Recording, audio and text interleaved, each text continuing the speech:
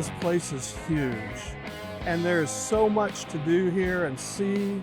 And one thing that I really like about it is the diversity, all the manufacturers, and really the wonderful booths and the effort that actually goes into running the show.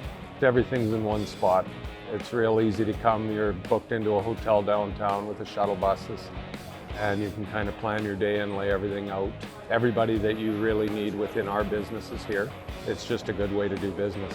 All the vendors, it's just amazing to see how many vendors is here promoting all their products. Honestly, 100% overwhelming.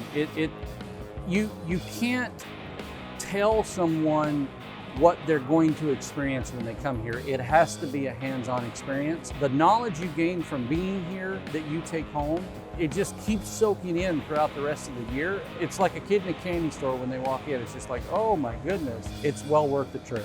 For guys like us that our lives are revolved around equipment and speccing and things like that, to come out and just have that free-for-all, hands-on, go have fun, dig in the dirt, that's, like I said, it's like a kid getting race cars on Christmas. We have 3 people that came with me that have never been here before, and it was more than they can imagine.